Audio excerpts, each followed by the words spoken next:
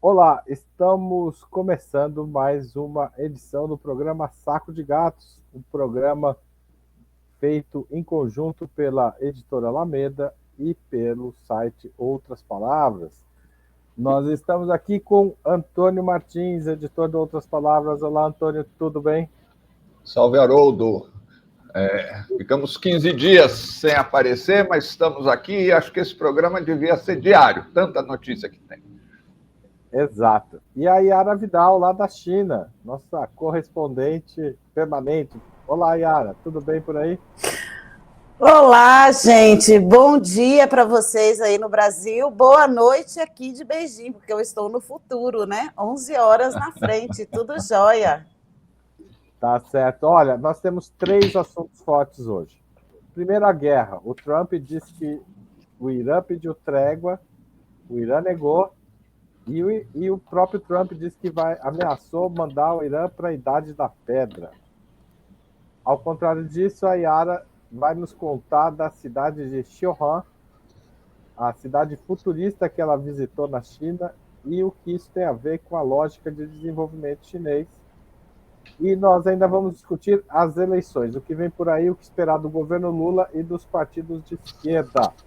Eu vou colocar a vinheta e a gente já volta, pessoal.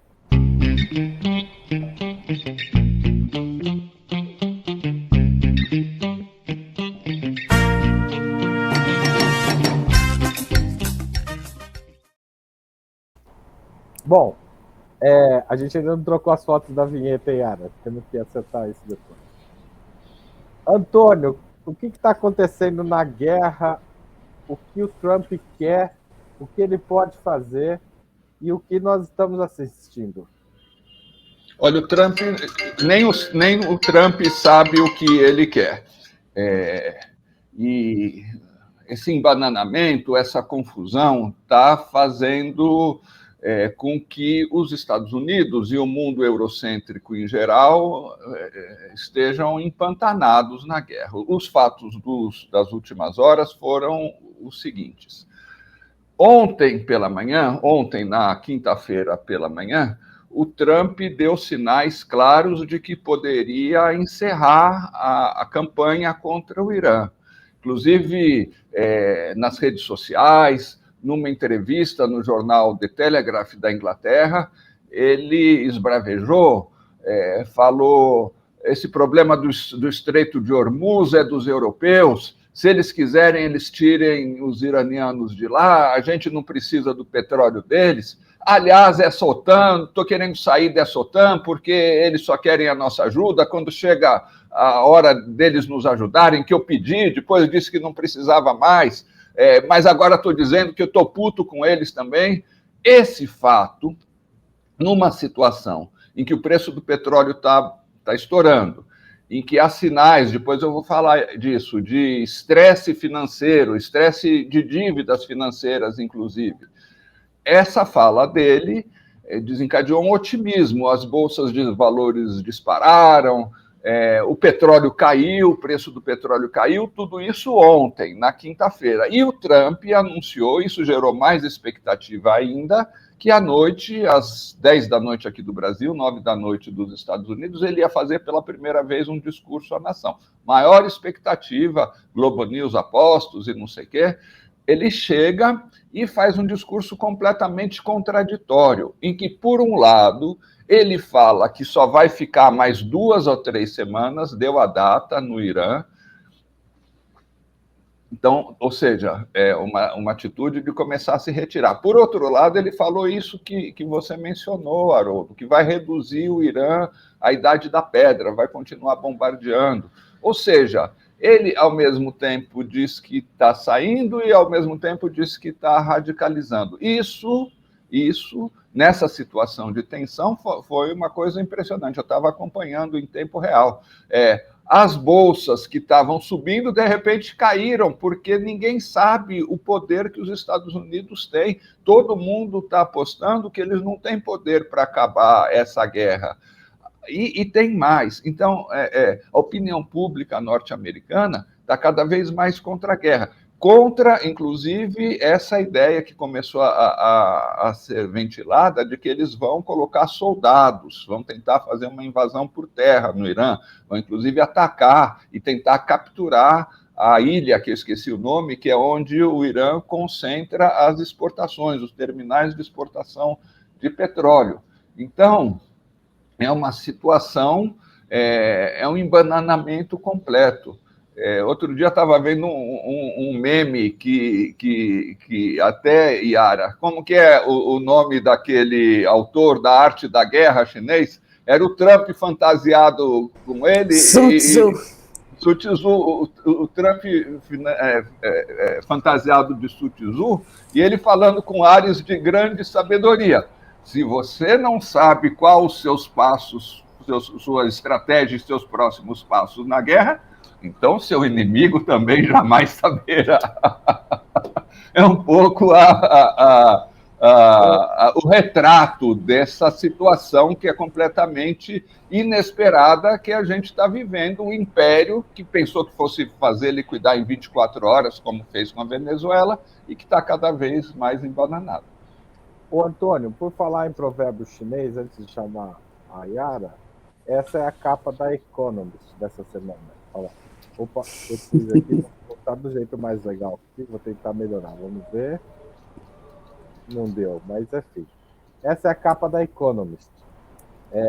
Nunca interrompa o seu inimigo quando ele estiver cometendo um erro. E é uma piada, né, com aquele meme do casal olhando para trás e tal, etc. O Xi Jinping tá rindo à toa, Yara. Então, a China, eu não sei se ela está rindo, não, viu? Eles estão num esforço de acabar com essa loucura, né?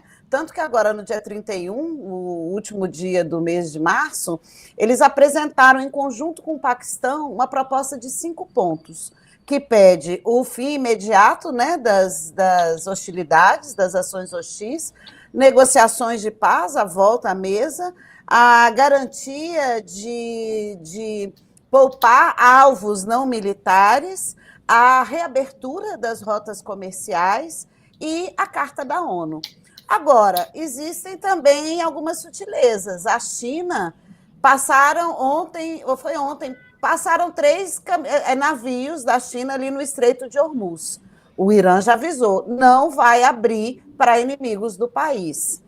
E a China, eu tenho visto um esforço diplomático muito robusto para poder ver se coloca um pouco de juízo, né? Então, ela tem se articulado muito com os países do Oriente Médio, que a China tem uma boa entrada. Então, vamos aguardar, né? A Carta da ONU, né, gente? O Hugo Albuquerque, da Autonomia Literária, ele tem uma expressão que eu acho que é perfeita. A ONU virou o show da Madonna, né? Não serve para mais nada, é uma piada. Assim, sem audiência, né? Sem audiência. Aliás, tem audiência, né? Dos mesmos criadores das notas de repúdio, né? São coisas que não têm efeito nenhum. E é muito grave a gente ver a escalada da retórica belicista do Trump.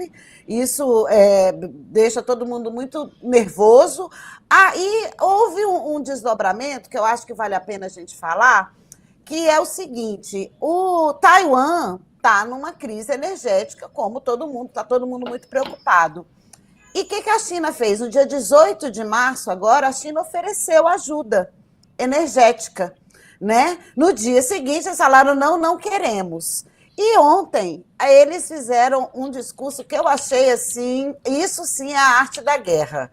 Eles falaram, olha, a porta-voz do Conselho de Estado para questões de Taiwan falou, olha, compatriotas, quando houver a reunificação pacífica, vocês não vão passar por esse tipo de perrengue, tá? Porque nós somos robustos, nós temos reservas, a gente se prepara. A China tem uma reserva, ela tem gordura para queimar. Aí a China já tem um tempo que vocês sabem, já está fazendo essa transição energética. Aqui é algo que é levado muito a sério.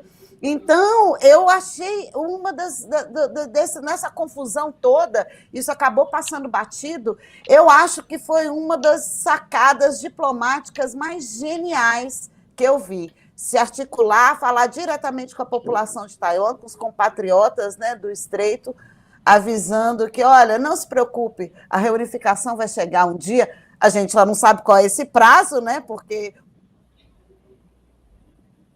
Opa, deu uma travadinha na Yara. É isso mesmo, Antônio? Parece que deu, mas muito... Eu participei de um debate no DCM nesse final de semana e a gente discutiu essa questão enquanto a Yara volta. Voltou. Yara, eu vou te interromper, depois você volta para concluir, tá? Porque eu participei de um debate no final de semana sobre essa questão militar no DCM. E eu não acompanhei de lá para cá, mas naquele momento os Estados Unidos estavam falando em mandar 10 mil soldados para uma ação em terra no Irã. Isso. Exatamente. 10 mil soldados é uma operação absolutamente irrelevante e incapaz de tomar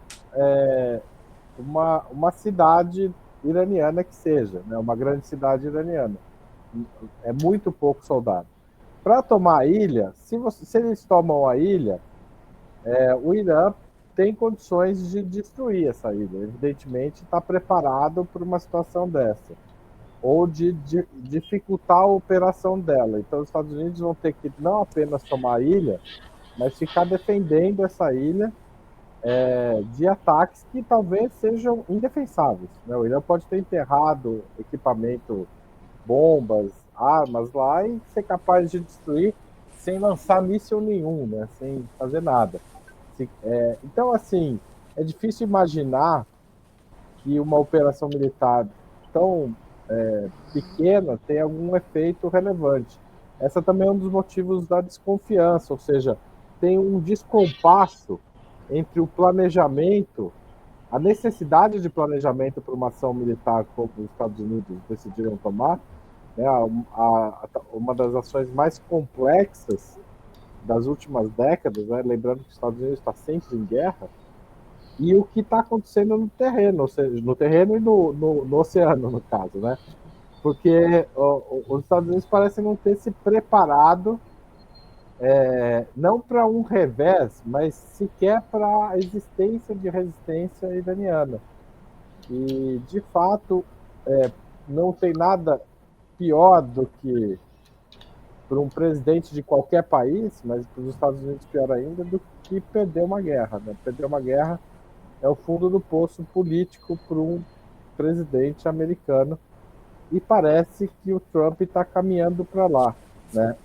Essa é a sensação que eu tenho. Yara, desculpa, eu não te interrompi, foi o programa aqui que travou essa... Sem problemas, meu querido. Mas é isso, eu já concluí, né? Aí, ou seja, a gente está vendo desdobramentos em relação a essa crise que eram até meio inesperados, né? Será que vai ser antecipado essa questão de Taiwan, essa resolução, essa reunificação pacífica?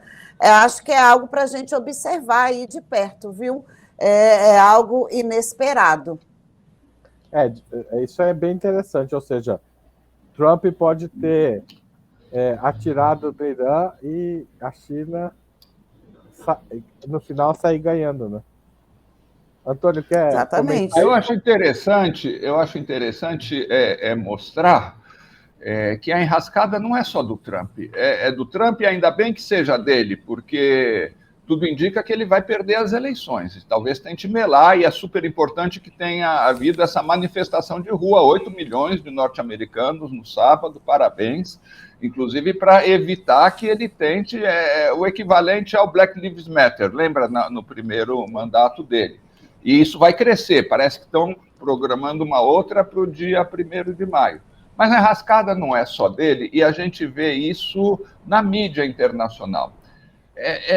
Eles, por um lado, os jornais que são mais liberais e neoliberais do que o próprio Trump, eles comentam e até zoam insistentemente do despreparo do Trump, da atrapalhada que o Trump está fazendo, da confusão que o Trump está fazendo. Mas quando você vai ver a estratégia deles, o que eles desejam de fato, eles não estão contra a guerra.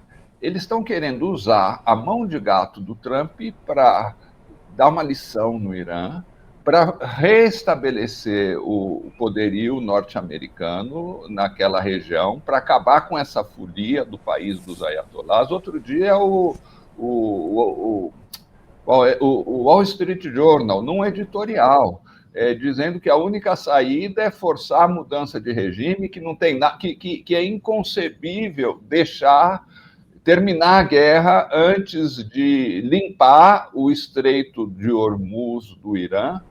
Então, não é só o Trump que está enrascado, é um pouco a posição estratégica da elite americana, dos Estados Unidos e das suas elites. Os caras não querem. O complexo industrial militar, por exemplo, tem tanto interesse, até mais interesse do que o Trump, em que essa guerra continue. Então, e daí, por isso que eu acho muito interessante essa matéria da Economist que o Haroldo colocou aí. O que eles dizem é o seguinte: no fundo, a China está se dando bem até agora, porque vocês imaginem, gente, como a credibilidade internacional dos Estados Unidos, mesmo que eles consigam uma vitória militar, mas a credibilidade internacional, diplomática deles, a possibilidade deles manterem o sistema que eles usaram para dominar o mundo desde a Segunda Guerra Mundial, a aliança fundamental deles com a União Europeia, tudo está esgarçado. No máximo, eles podem obter uma vitória de pirro com essa guerra. Mas eles não veem saída, e a elite norte-americana não vê saída também. Então, como diz o Paulo Nogueira Batista, num texto que a gente publicou há uns 10 dias, sorte para o bravo povo iraniano, que tenham muitos drones e mísseis para continuar derrotando essa aventura anti-humanidade que os Trump está lançando. Tá certo. Ô, Yara, você andou visitando a cidade futurista chinesa. Conta pra gente o que é que só você viu? Não sei se foi só eu, não, porque logo eu fui no sábado, segunda-feira, o Xi Jinping foi. Falei, nossa, Xi foi atrás de mim, olha isso. Então, foi a primeira vez que eu andei de trem-bala aqui nessa minha temporada na China, agora para morar. Muito perto, é como se fosse uma grande Beijing, né? E essa cidade, ela é da mesma forma que Shenzhen foi importante para a reforma e abertura, Pudong e Shanghai foi importante para essa financiarização, né? Aqui na China, Xiong'an ela é a cidade do desenvolvimento de alta qualidade. Ela é um símbolo desse novo momento da China. E lá ela está há 8 anos em construção. Ontem, dia 1º de abril, completou 8 anos do lançamento dessa cidade. Aí eu visitei um pequeno museu lá, demonstrativo, tipo um centro turístico. Ela é uma cidade toda pensada, toda planejada para ser sustentável. Eles aproveitam toda a parte subterrânea da cidade. Lá tem um lago, que é um lago histórico, um lago que é praticamente um personagem da história chinesa, que passa várias fases desse povo. Inclusive, durante a invasão japonesa, havia ali os heróis do Junco. É um lugar, como tudo na China, muito grande, dimensões enormes. E, na verdade, me pediram para ir ver porque comparam com Brasília. Por ser planejada, e de fato você vê lá aquele, sabe, quando o desenho precede a vida. Então, a estação muito grande, muito espaçosa. Você vê que eles estão aguardando a chegada. O que vai acontecer ali? Eles querem desafogar Beijing. Então, serviços não essenciais, estatais, eles vão criar, e aí também parece muito com Brasília, são eixos, tem o eixo do desenvolvimento verde, tem o eixo da inovação e pesquisa, então estão indo para lá universidades, institutos de pesquisa. A cidade, ela é toda... Essa daí é outra. Vocês estão estragando meu saco de gato. Essa daí é Wuhan. Pô, olha o spoiler, olha o spoiler. Eu não coloquei foto dela ainda aí, não, de Xiongan. Essa daí é outra cidade que eu visitei. Mas, então... É muito interessante, porque aí você vê o que é planejamento, sabe? É uma cidade que está há 8 anos ali em construção, você vê que as coisas aí todas bem organizadas como Brasília, bem setorizada, mas ainda nascendo, é uma cidade que está nascendo. Me remeteu muito a fotos que eu vi da chegada dos meus pais a Brasília, porque meu pai foi pioneiro, né? Papai chegou em 58, mamãe chegou acho que em 62, ou seja, todos eles ajudaram a construir ali. E guardadas as devidas proporções, é a menina dos olhos do Xi Jinping, porque ali você tem uma confluência de Tianjin, de Beijing e da província de Hebei, que é um projeto que é um porto, né, muito famoso aqui, muito importante aqui no norte da China. Então, é legal para a gente acompanhar. Um lugar que vai ser muito arborizado, tem esse eixo de desenvolvimento sustentável. É interessante. Pretendo voltar lá o ano que vem de novo para ver como é que foi o progresso, Antônio e Haroldo. Legal. Antônio.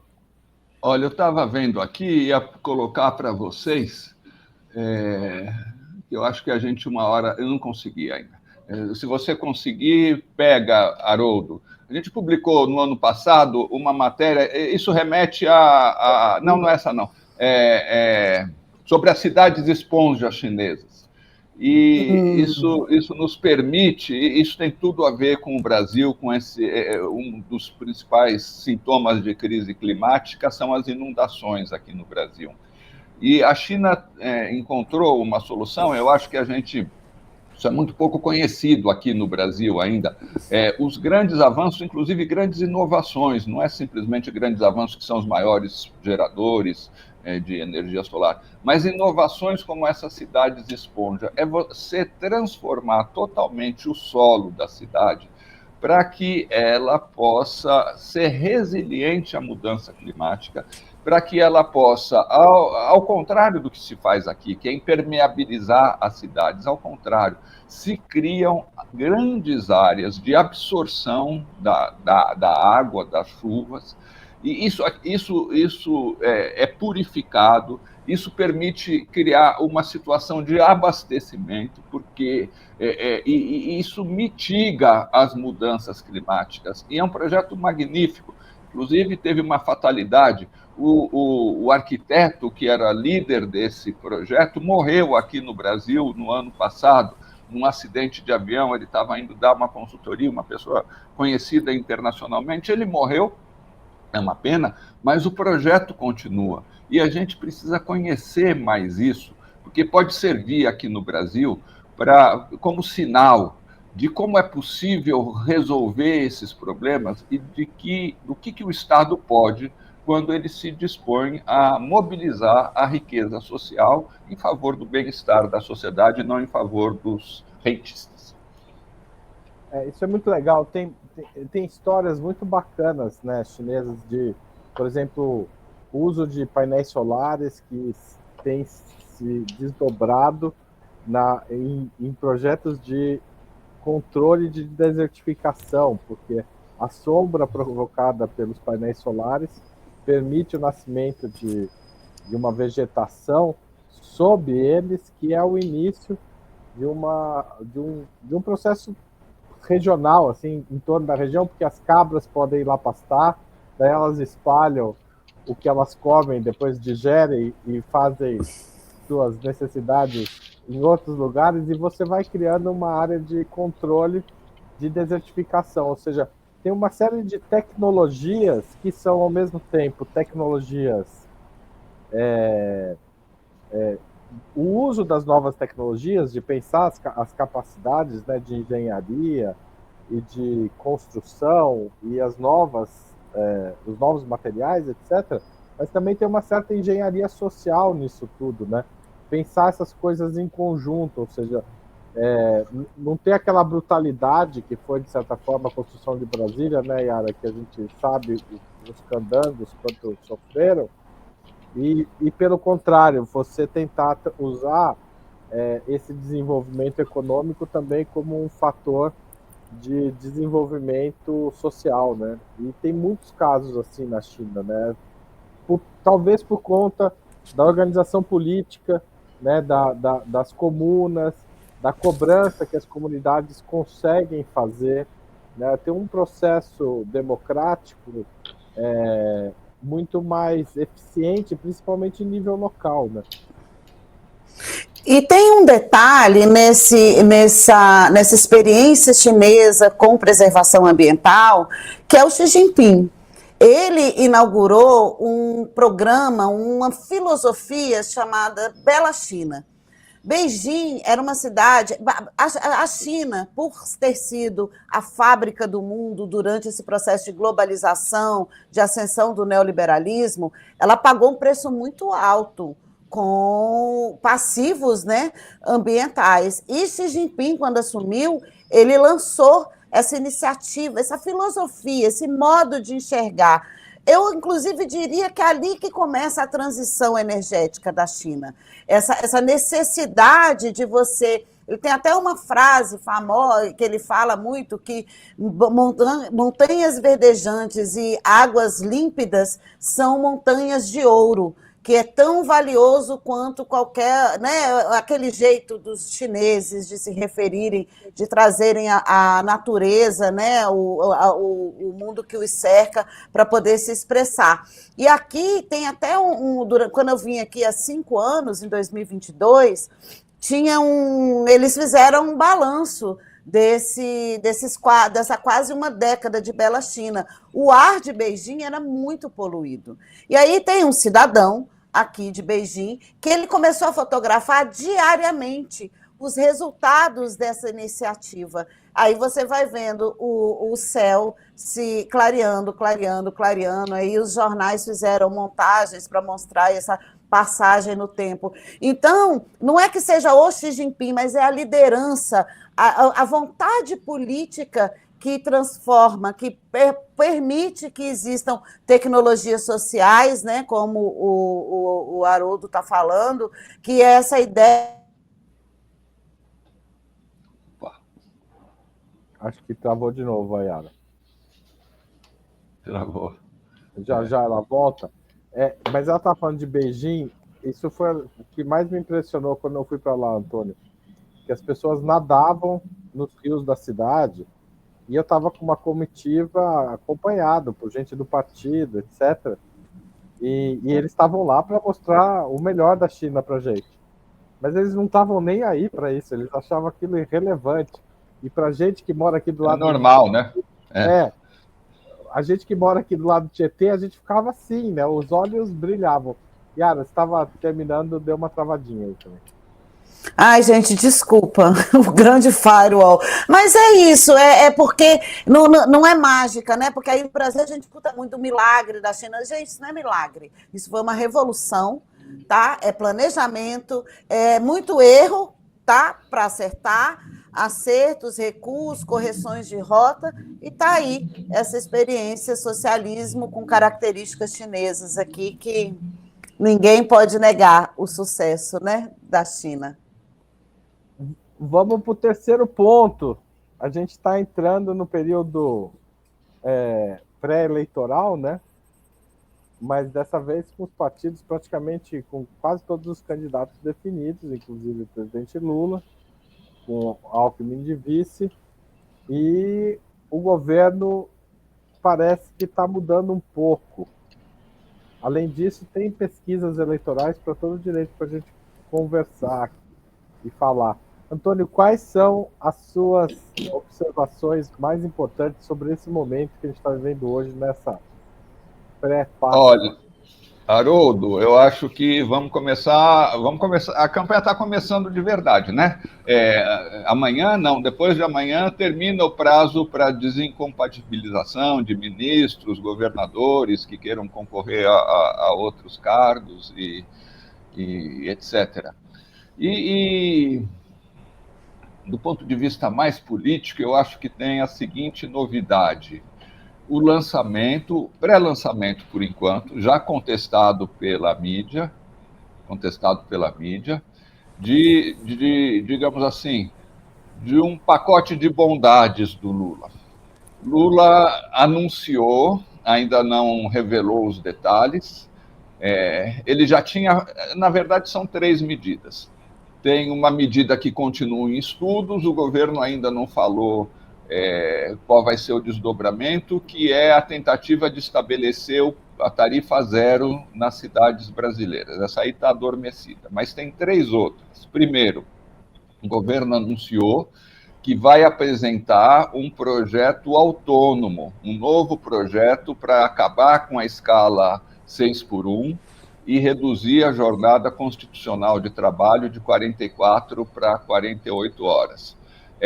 A ideia, eu tenho a impressão, não é fazer com que esse projeto seja aprovado, porque é muito difícil, principalmente em ano eleitoral, com minoria no Congresso, mas é criar um tema de diferença política, de choque de projetos. Se for isso, me parece muito bom. Segundo, agora medidas emergenciais. Primeira, mais simples, um subsídio ao preço do diesel, que ainda é parte, ainda não, tornou-se parte importado aqui no Brasil, para poupar os caminhoneiros. Dizem que tem um estudo, inclusive, para financiamento em larga escala da compra de caminhões pelos caminhoneiros no BNDES, mas isso é medida emergencial. E uma medida que também é emergencial, mas também remete a gargalos, a grandes problemas estruturais no Brasil. O governo estaria disposto a subsidiar uma redução de até 80% nas dívidas dos brasileiros, até dívidas bancárias, principalmente dos brasileiros que ganham até 3 salários mínimos. Isso nos remete a um problema gravíssimo, e eu acho que, pois, quando for comentar, minha opinião é que isso revela também a dificuldade que o governo Lula teve em resolver problemas estruturais do Brasil. O endividamento é a nossa taxa de juros tanto a paga pelo Estado quanto a paga pelas pessoas, que é pior ainda, é completamente destrutiva da vida das famílias e da economia nacional. O governo fez, no início do governo, aquele programa que eu esqueci o nome, enxugou gelo, porque com essas taxas de juros você resolve o problema, e em seguida as pessoas estão se endividando de novo, regulariza, não sei como que era, esqueci o nome do projeto, enxugou gelo. Mas, enfim, depois a gente conversa sobre as questões estruturais. Do ponto de vista da eleição, o fato é o seguinte, o governo parecia adormecido. Desenrola, Antônio. Desenrola e está todo mundo muito mais enrolado do que antes. Do ponto de vista da disputa política agora de 2026, o governo que parecia paralisado, a gente comentou no último programa, acordou, talvez estivesse esperando a passagem desse período de desincompatibilização, em que as candidaturas têm que se definir mesmo, talvez esperando consolidar o Flávio, que é o candidato, um adversário teoricamente mais fácil, mas agora ele está criando a diferenciação política, está criando elementos para estabelecer algum choque de projetos, o que é muito bom do meu ponto de vista. E o que a mídia está respondendo, eles não estão divulgando com clareza a proposta do governo, Mas aquela história, o especialista tal está dizendo que pode ser um tiro no pé. Porque o mercado financeiro está achando que isso vai acabar aumentando os juros para as outras pessoas. Agora que o Banco Central não vai mais poder diminuir a taxa de juros. É um bom sinal, no meu modo de ver. O fato da mídia estar tentando, sem bater claramente no projeto, porque se bater, escancara a diferença.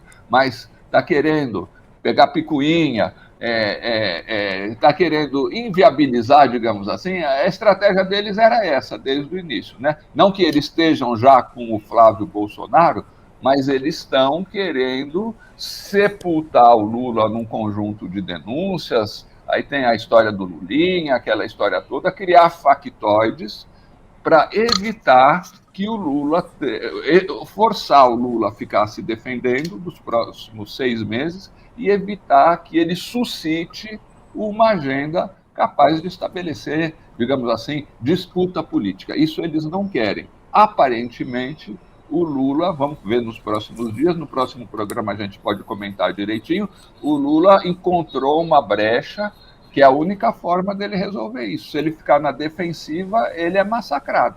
Mas se ele lançar algumas bandeiras que estabeleçam mobilização popular, imaginário popular e choque de projetos, eu acho que aí é o bom caminho. Antes de passar para a Yara, eu queria fazer alguns comentários. Me parece que tanto o governo quanto o Banco Central conseguiram criar um caminho no médio e longo prazo para reduzir a taxa de juros estruturalmente excessiva brasileira. Mas isso significa, e o Galípolo voltou a dizer que não vai fazer isso rapidamente, porque o Brasil é um transatlântico, etc. É um discurso bastante conservador, é dito desde os anos 90 sobre a economia brasileira, essa imagem é muito forte. Mas me parece que há um projeto nesse sentido que esperava algumas situações, inclusive talvez essa investigação sobre o Banco Master, né? Porque o Banco Master, com essas jogadas financeiras, estava liberando muito dinheiro para o jogo político contra a política econômica do governo Lula. É só pensar o quanto, aparentemente, o banco, um dinheiro sem origem muito explicada, patrocinou aquela história do Pix, do Nicolas Ferreira, e foi o vídeo mais visto da história da internet, porque alguém pagou por essa exposição, né, aparentemente. Tudo indica isso. Então, assim, o jogo é pesado. Agora, para a disputa política mais imediata, o governo tomou um vareio, né? Chegou em 2026 perdido nessa questão que é o endividamento das famílias. Então, ter uma resposta para isso é muito importante. E, sinceramente, Antônio, eu espero que o governo não fique só nos 3 salários mínimos, né? Crie condições para os bancos reduzirem, né? Pressione os bancos para reduzirem taxas de cartão, de cheque especial, porque elas não são altas porque as pessoas não pagam. As pessoas não pagam porque elas são excessivamente altas. É o contrário, né? É um efeito anti-Tostines, né? Como se fosse a roda girasse ao contrário nessa casa. A conta de juros é tão alta que ela se torna um problema para famílias de trabalhadoras, sejam elas as mais pobres, sejam elas da classe média. Isso é pesado para o governo Lula carregar nessa eleição. Nós ainda vamos ter esse peso em 2026. Se houver um outro mandato do Lula, eu espero que essa seja uma prioridade, acabar com essas taxas de juros de país em guerra. O Brasil tem taxas de juros que o Irã não tem, né? Compete com a Rússia, que está em guerra há anos, e com a Turquia, que vive numa situação parecida com a do Brasil nesse aspecto. É um país que não tem motivo também para ter elevado as taxas de juros, mas não consegue negociar com o capital financeiro internacional uma redução sustentável, porque o jogo é deixar esses países permanentemente em crise. Yara, A China entra nessa equação de alguma forma na eleição brasileira? O que a China... A China já foi um monstro, né? Exibido pela direita nas eleições brasileiras. E digamos, a simpatia dos chineses pelo Brasil, de alguma forma, você imagina que mudou essa situação hoje em dia? Olha, a China não interfere em assuntos internos de outros países. Ponto. Isso não significa que ela não acompanhe, né? Vocês acompanharam o Flávio Bolsonaro vendendo, né, na Bacia das Almas os recursos naturais lá naquele Ustra Palusa, né, que eles fazem lá não sei nem que cidade que foi. Me deu até enxaqueca quando eu ouvi aquilo, ele falando, colocando o Brasil como o último bastião para conter a China. Então, eles não interferem, mas acompanham. E eu tenho notado. E travou. Mas essa questão do Flávio, de fato... Mas eu acho, Antônio, que hoje isso tem efeito contrário. Voltou a Yara, já a gente comenta. Então, que aí eu só quero concluir que eles estão acompanhando, inclusive anunciaram a chapa formada pelo presidente Lula e o vice-presidente Alckmin. Eles estão.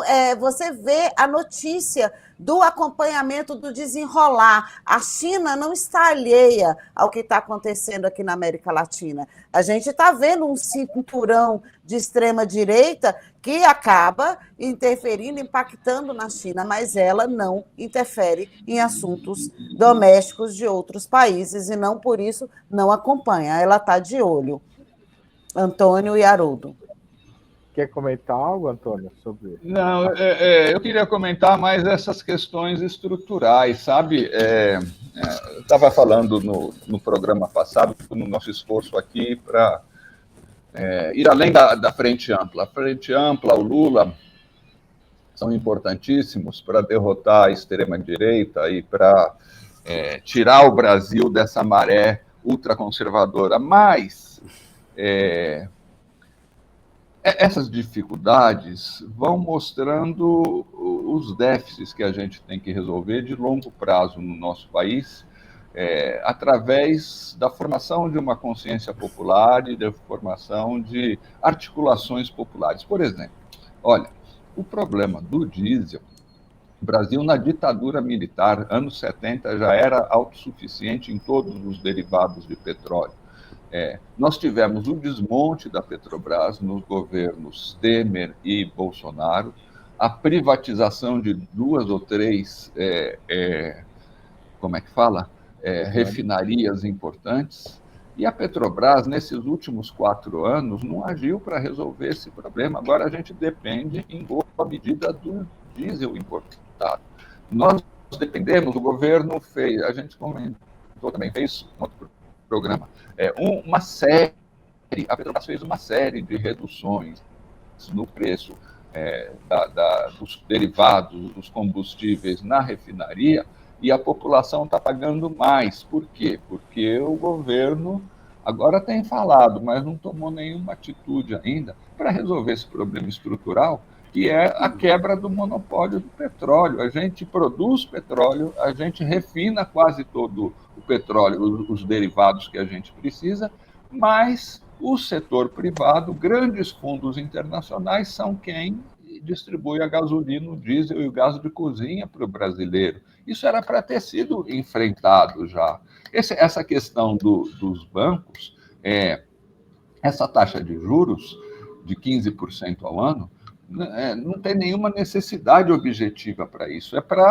É devido ao peso que o rentismo tem na sociedade brasileira mesmo, e que o governo e a sociedade precisam enfrentar, precisam abrir esse debate entre a sociedade brasileira. Significa que o Lula sozinho vai enfrentar os rentistas? Não é. A Dilma tentou enfrentar e se deu mal. Mas significa que é preciso abrir esse debate com a sociedade brasileira. Não é possível tratar como faz o fez o Haddad o tempo todo, faz o Durigan, esse problema como se fosse um não problema, como se fosse uma naturalidade. Isso mina as energias do Estado brasileiro.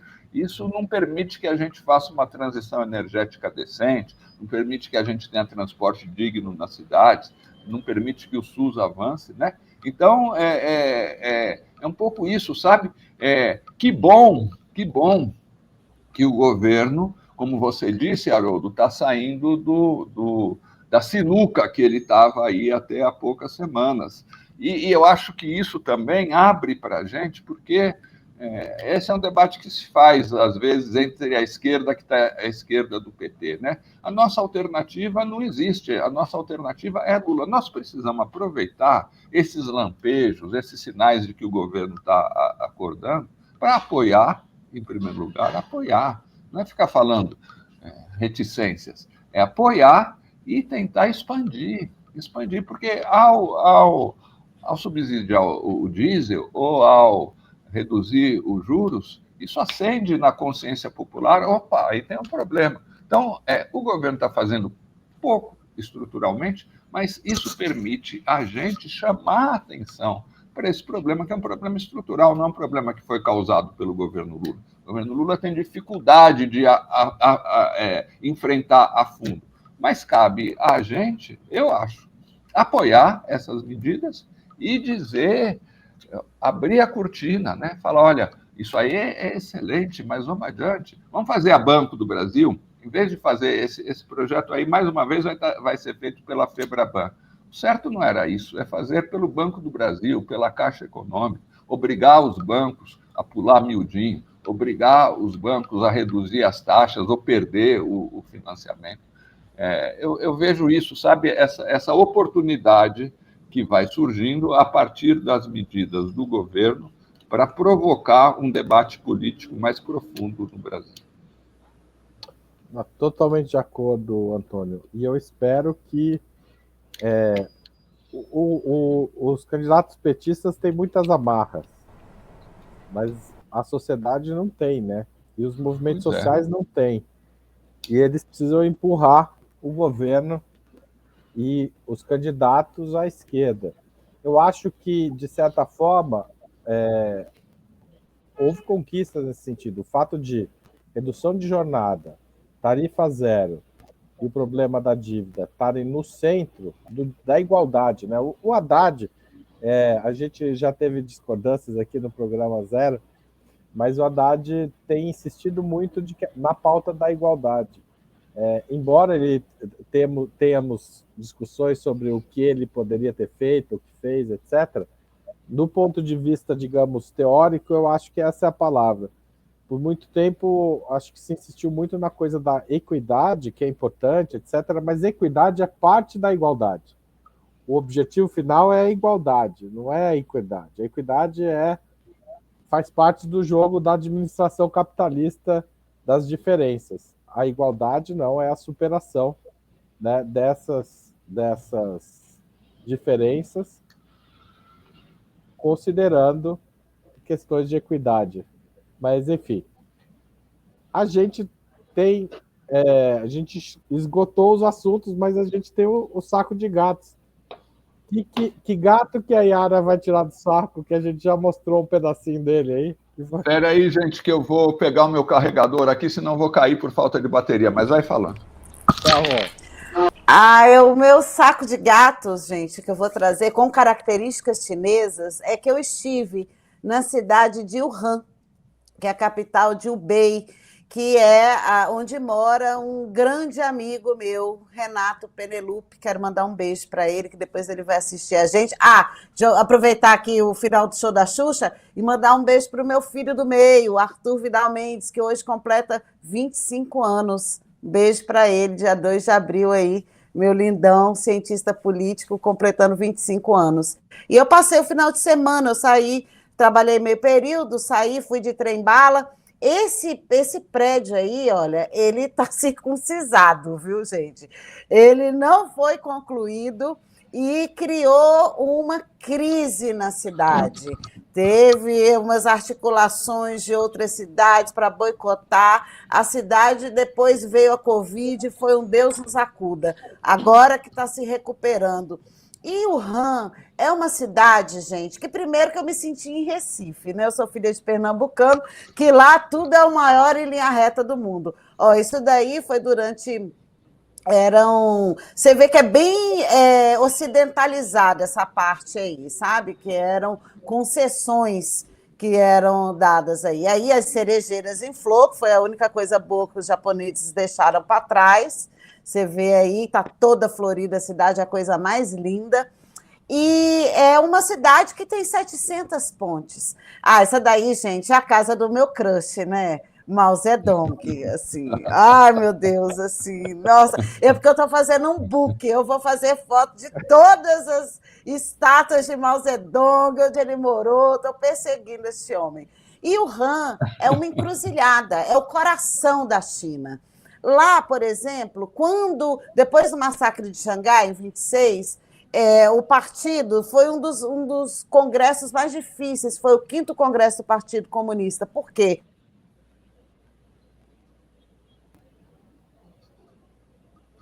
A Yara deu outra travadinha.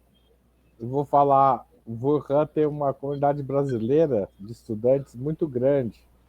A universidade lá tem um convênio com a Unesp, mas já a Yara conta mais. Vai lá, daí conta mais. Exatamente. E aí é uma cidade que eu achei assim muito diferente. Lá na antiguidade, o povo do norte, aqui onde eu estou, chamava o povo que hoje é o Han, dos loucos do sul. Aí eu me senti em casa lá, né? E lá eu falei, gente, é uma Recife milenar, porque lá tudo é o maior em linha reta do mundo. A China já é assim, mas lá é mais ainda, né? E eu fui numa festa carnavalesca organizada pelos universitários brasileiros. Então, olha, eu recomendo, é uma cidade que não está no circuito aí turístico, né? Ninguém fala de Wuhan, pois olha, gente, Wuhan, a comida de Wuhan, o café da manhã que eu tomei lá, que é um macarrão com uma pasta que é um dos meus pratos preferidos, é a pasta de gergelim, e um tofu que parece uma coalhada, um tofu docinho. Ai, me deu até água na boca, gente. Olha, os loucos do sul conquistaram o meu coração. O Han é tudo. Vá ao Han. Olha, eu adorei. Me fala uma coisa, Yara. Pode falar. E Haroldo. Wuhan aqui é conhecida por ser o berço, digamos assim, da pandemia de Covid-19. Como é a relação e também a cidade onde se fizeram aqueles hospitais gigantes e se enfrentou em primeiro lugar a pandemia de uma maneira muito eficiente. Como é a relação da cidade com isso hoje? Se fala a respeito? Como que é? Estava, inclusive, no meu roteiro, eu que não quis ir. Eu falei, não faço questão, não, de ir. Até porque eu caí de novo, né, gente? Oh, meu Deus do céu. Não, tá não?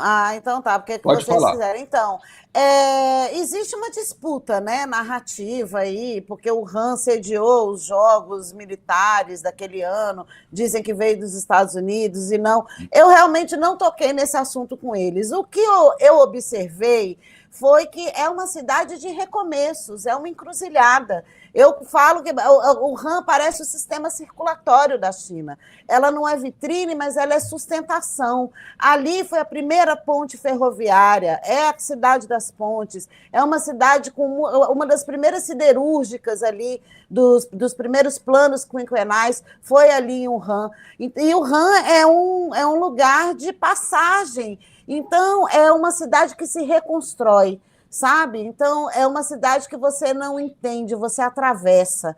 A cidade, ela é uma ponte. Então, eu digo isso para responder a sua pergunta. A Covid foi mais uma das passagens, uma das várias encruzilhadas na história dessa cidade milenar. É um povo que se reconstrói, que se reinventa e que eu gostei demais dos Loucos do Sul, gente. Olha aí, eu chegando de trem-bala, né? Olha como parece Brasília, essa coisa monumental, né? Assim, cheia de curvas, linhas. É bem Brasília, eu gostei bastante de Wuhan. quando eu tive aí, eu fui num show à noite de jazz e foi muito divertido, assim. E era meio um show aberto, você podia subir e cantar. Claro que eu não fiz isso, porque, né, podia criar uma crise diplomática entre o Brasil e China, se eu arriscar. Você sabe que eu tive que fazer isso em Xangão, né? Eu lá ouvi uma música, eu falei, opa, deve ser um barzinho, vamos sentar para tomar uma cerveja, Rafa. Chega lá, tinha 5 velhinhos cantando com uma caixa de som. Ah, meu filho, quando eles me viram, me cataram. Eu falei, Jesus, eu não canto nada. Aí lá vai eu cantar o quê? Adivinha? Evidências, é óbvio. Aí meu amigo que estava comigo, ele que não é besta nem nada, não, eu fotografo. Aí eu olho, gente, pelo amor de Deus, você não faz vídeo, até apelo, se alguém achar, me avisa. Uma brasileira totalmente desafinada lá na beira do rio cantando. Uai, o velhinho me convocou, vou lá, uai. Eu sou. Ele é meu anfitrião, né? Não, bora nessa. E, Antônio, qual o seu gato? Que gato você tira do saco aí? Olha, é um tema aqui que vai dar o que falar. Eu vou antecipar aqui, estou começando a estudar Outras Palavras, publicou um texto antes de ontem, traduzido, aliás, por um grande colaborador nosso, o economista da USP, Eleutério Prado, um grande estudioso da economia marxista, recomendo muito. Mas ele está chamando a atenção, esse texto não é da autoria dele, é um texto traduzido por ele, publicado no blog dele, e que ele nos autorizou a reproduzir. Está se armando, digamos assim, nas sombras do sistema financeiro, uma nova crise. Qual que é o elemento mais visível dessa crise? Alguns fundos de administração de riqueza privada, private equity, que chama em inglês, começaram a restringir os saques de dinheiro por conta das pessoas que investem nesses fundos. Por que eles começaram a fazer isso? Porque surgiram sinais de que boa parte dos empréstimos deles não estão sendo honrados, ou seja, eles estão tomando prejuízo, eles são intermediários. Eles pegam dinheiro do público e emprestam para empresas. E nessa ponta aqui, na ponta dos empréstimos que eles fazem, está havendo muita inadimplência. Então, como eles não são regulamentados, é aí que vem a questão, eles cortaram aqui. Você tem lá, digamos, 10 milhões de dólares, você quer retirar o seu dinheiro, eles falam, não, você só vai retirar 1 milhão de dólares, porque o resto vai ficar retido aqui.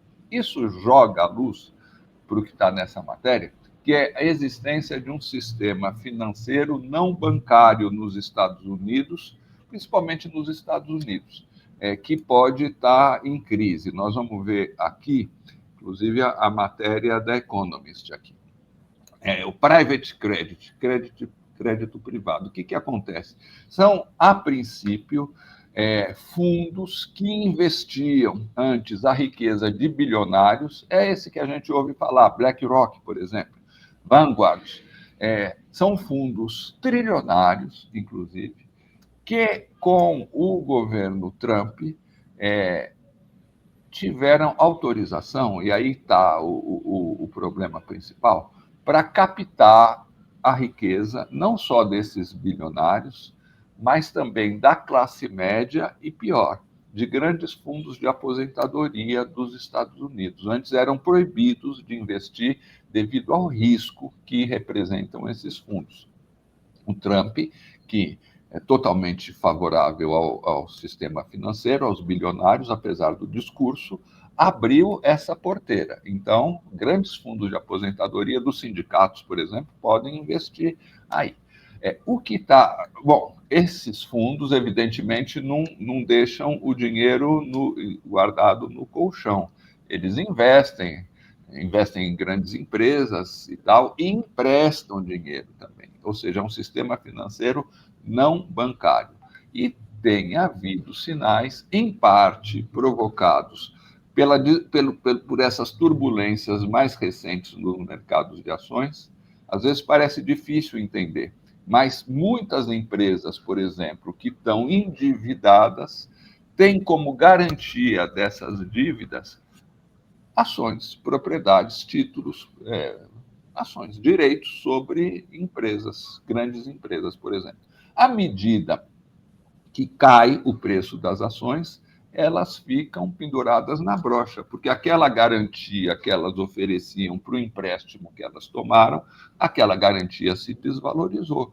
Então, elas começam a ter risco de inadimplência. Começou a ocorrer isso. Não sei se vocês lembram, no começo do ano, não sei se foi no final do ano passado, uma empresa de produção de autopeças nos Estados Unidos quebrou, e aí tem essas baratinhas aí que um desses grandes gestores de fundo chamou a atenção dizendo o seguinte, olha, problema de dívida é como barata, onde tem uma, normalmente tem bem mais. O que ele quis chamar a atenção é que para aquela falência, que era provocada por exposição da empresa às suas dívidas e por perdas nos mercados financeiros, não era só daquela, é um monte de barato. Para que você veja uma, tem um monte escondida por aí no encanamento da tua casa.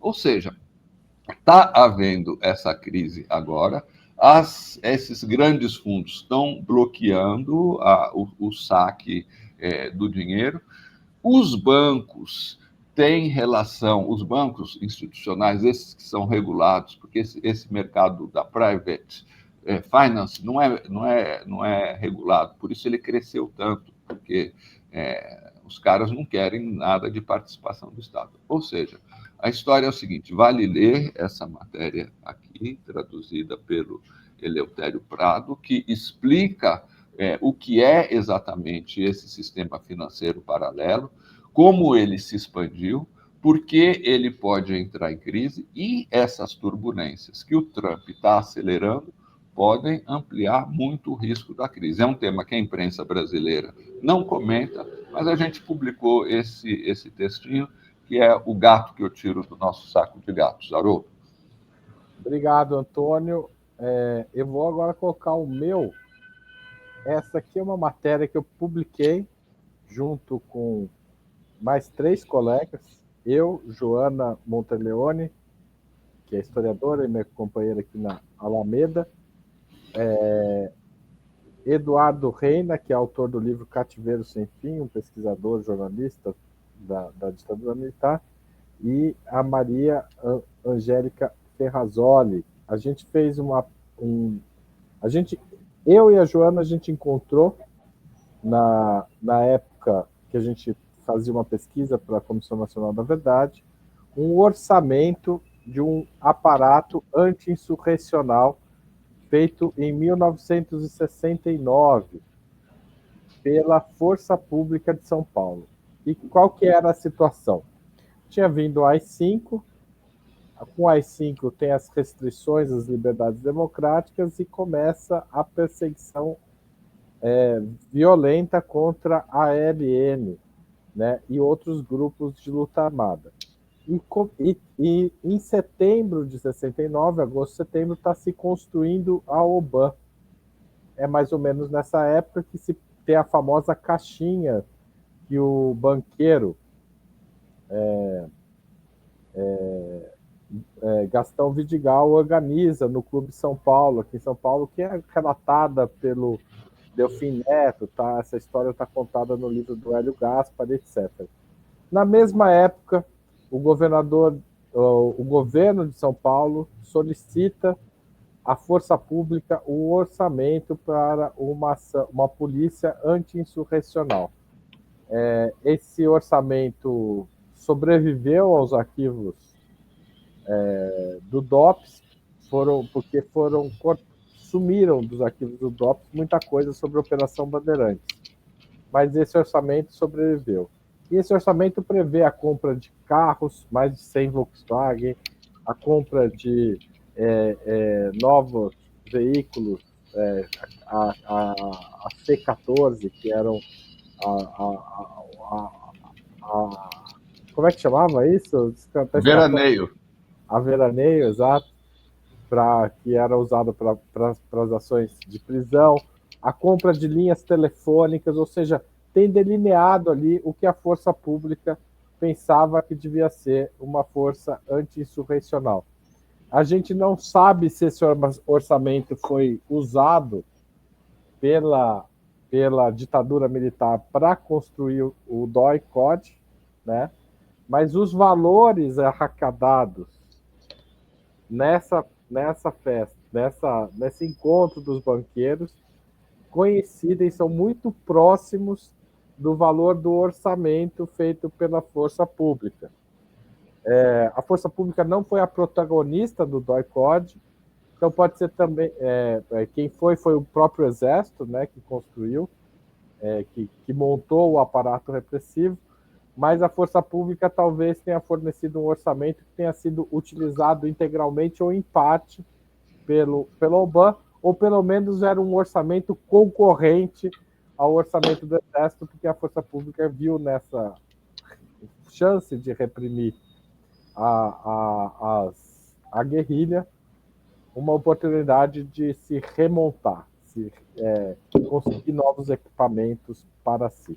A Força Pública vai ser dissolvida depois, logo, muito rapidamente, e se transformar vai ser incorporada à Polícia Militar, e daí tem uma estrutura totalmente militarizada. É um processo de militarização que se conclui nessa época, 69, 70, em que surge a PM, ou seja, a PM está ligada historicamente e se projetava, a Força Pública, isso faz parte da história da transformação da Força Pública, que é uma força civil, numa força militar.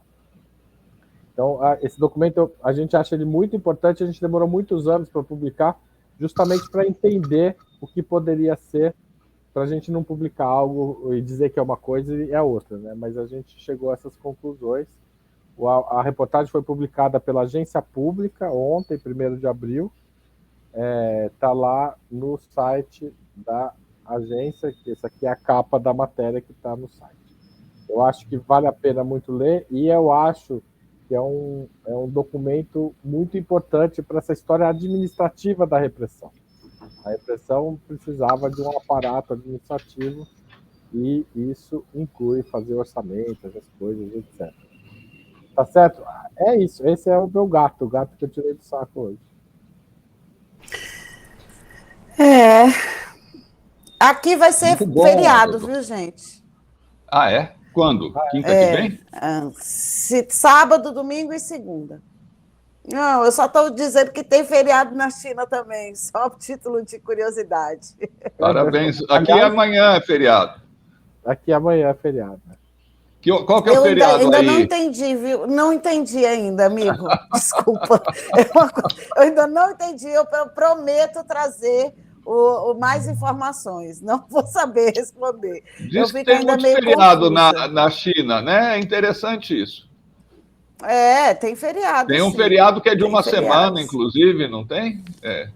Tem a Semana Dourada, que é a fundação da República Popular da China. E passou o de bem longo, que é o Festival da Primavera, que é o Ano Novo Chinês, né? Mas é isso, gente. Então, dessa vez, Yara, o nosso feriado é antes de você. Nós vamos estar no futuro. Tá vendo?